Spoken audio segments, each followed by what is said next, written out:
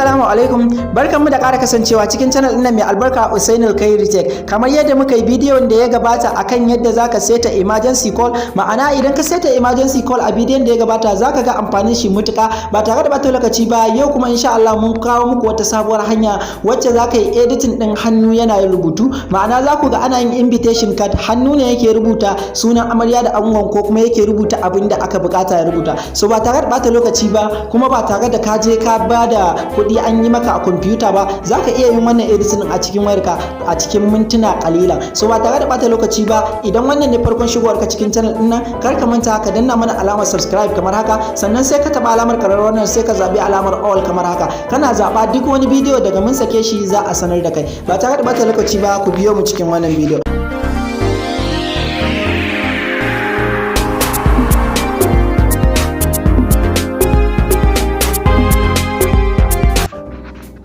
So abu na farko da zaka fara yi shine ka duba description na wannan bidiyo, zan ajiye link din wannan application din, ko kuma ka duba comment na farko, duk zan ajiye link din wannan application. Bayan ka taba application din okay, ko kuma bayan ka yi downloading din shi sai ka taba shi kamar haka. Yana budewa, wannan ita ce fuskar application din, yana bude maka kamar haka, sai ka zo ka taba alamar plus din nan. Kana taba alamar plus din nan kamar haka, za a tambaye ka name your mobi. Name your mobi din nan ya danganta da kalar abin da kake so ka yi, sai ka zo ka rubuta sunan domin kar ka manta. So ba tare da bata lokaci ba, sai mu zo nan wajen mu rubuta, misali bara a rubuta practice, tunda practical zan muku. Kana rubuta practice sai ka zo ka rubuta create mobi din nan. Kana taba create mobi zai wuce kamar haka. Wannan ita ce fuskar inda zaka zo kai rubutun nan, kaga hannu yana rubuta nan. Kalolin hannun ne da kuke gani kamar haka, zaka zaɓi hannun da ya yi maka. Ni bara in zaɓi wannan hannun tunda shi ne ya min, ina zaɓar shi kamar haka, sai in zo in taɓa alamar text ɗin nan. Ina taɓa text kamar haka, za a nuna min inda zan yi rubutu. Za su iya kawo maka tallace-tallace, sai ka ɗan yi haƙuri idan tallace-tallacen sun wuce sai ka ci gaba da yin amfani da wannan application. So a nan dinnan da aka ce type what you want to insert, a nan ne zaka zo ka rubuta abin da yake ranka. Ni yanzu bara in dan muku wani misali, kamar yanzu misali a cikin wannan wajen da aka bukata in yi rubutu, sai in rubuta barka da zuwa wannan channel mai albarka.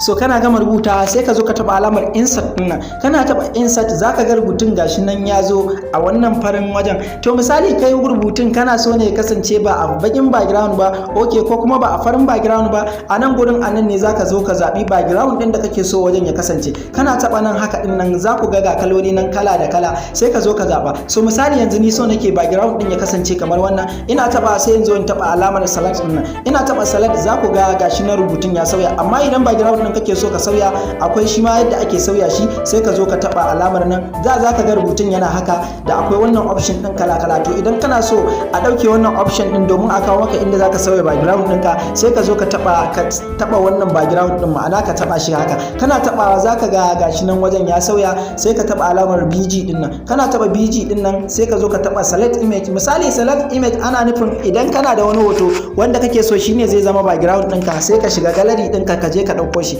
Idan kuma ba hoto ne kake da shi ba, kala ce kake so ta zama background din rubutun naka, sai ka zo ka taba select color. Kana taba select color din nan, gashi nan kaloli kala da dama, sai ka zo ka zaba. To ni misali yanzu wannan kala din ruwan printo din nan ita ce ta min, ina tabawa kamar haka, za ku ga ita ce ta koma background dina. So rubutun shi ma yana da kaloli da tsari kala da font kala sai ka zo ka taba shi. Kana taba shi kamar haka, za ku ga a nan gurin dazu da muka sauya kala, a nan ma za ka ƙara shiga domin ka sauya kalan da kake so. So ba tare da bata lokaci ba, sai ka zo nan gurin da kuke gani nan alamar font din nan. Nan font din nan ana nufin anan zaka shiga domin ka sauya font din rubutun naka. Yanzu misali kuna gani ina tabawa font din yana sauyawa, to ya danganta da kalar ra'ayinka, kana sauyawa suna sauyawa. So kana tabawa kamar haka, za ku ga gashi nan font din ya dawo siriri. Kana ƙara yin haka, za ku ga gashi nan font kala.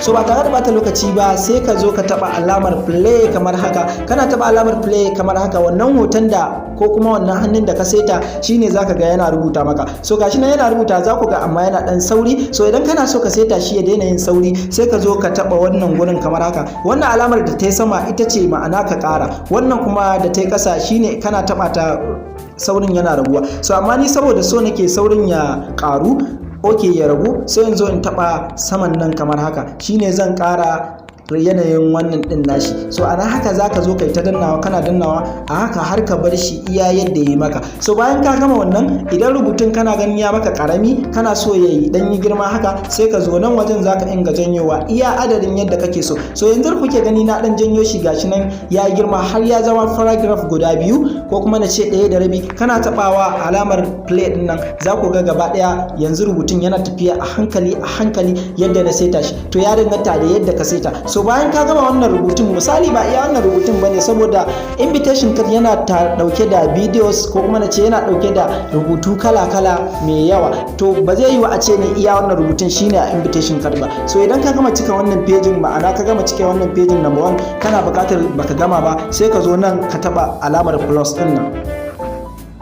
Wannan alamar plus din ita zaka taba. Kana taba alamar plus din nan, zaku ga an buɗo maka wani sabon peji kamar haka. Kana tashi sai ka zo ka ƙara taba alamar test din nan. Kana taba alamar test kamar haka, za su dan bayan sun gama maka talla, sai ka zo ka taba alamar test kamar yadda kuke gani. Kana taba alamar test za a nuna maka kamar irin da yadda ya gabata, haka zaka zo ka ƙara yin rubutun ka kamar yadda kake gani. So ba tare da bata lokaci ba, ni bara in ci gaba da yin rubutu domin in ci gaba da muku practice yadda zaka fahimta. Idan kuma baka gane ba, akwai comment section, sai ka je kai mun tambaya. Idan kuma bidiyon ya burge ka, sai ka je ka danna alamar like domin ba mu ƙwarin gwiwa mu ci gaba da kawo muku sababbin videos da suka shafi technology da dai sauransu.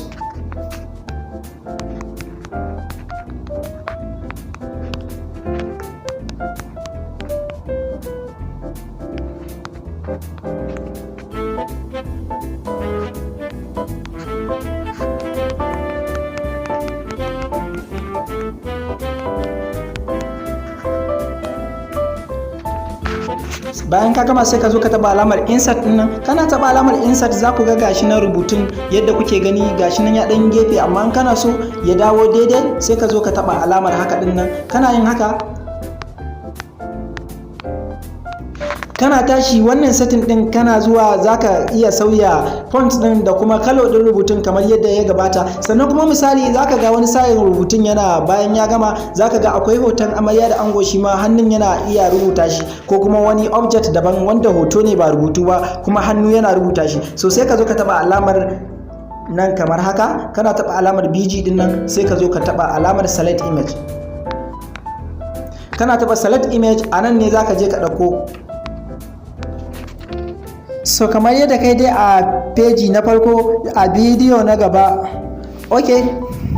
So kamar yadda kai a feji na farko, haka za ka yi a feji na biyu. Sannan kuma za ka iya sassauya tsararraka, ma'ana font din ya bambanta da colors din. Sannan za ka ga akwai bidiyon da za ka ga an yi object din ne yake motsawa, ma'ana ba rubutu ne ba, hoto ne, shi ma za ka ga hannu yana rubuta shi. Sai ka zo ka taba alamar sticker din nan domin ɗauko hoton da kake so hannun ya zana. Za ka kana shiga an ce maka no internet connection, sai ka taba go offline din nan. Kana taba go offline, sai ka zo ka taba add image din nan kamar yadda kuke gani. Kana taba image kamar haka, sai ka zo ka zaɓi hoton da kake so a zana maka. So ni yanzu babu hoto gaskiya a nan wajen, bari da in ƙara dubawa. Yau ga wani hotuna nan da zan iya yin misali da shi. So kamar yanzu wannan misalin hoton, kana tashi sai ka yi cropping din shi, ma'ana ka seta shi yadda kake so, iya adadin yadda kake so hannun ya seta mashi. Kana gamawa sai ka taba alamar crop din nan. Kana taba crop, sai ka zo nan wajen ka dan seta shi kamar haka, ka seta shi sosai yadda kake so, iya ra'ayinka, iya yadda zaka ga abinka ya zo. So yanzu misali a bashi nan na gama seta shi, sannan kuma nan zan zo in saita iya gudun da nake so hannun ya zana mu. So ina taba alamar play din nan kamar yadda kuke gani, za ku ga gashi nan za a yi rubutu tun daga farko, sannan ana zuwa wajen hoton nan ma za ku ga hannun ya zana mu.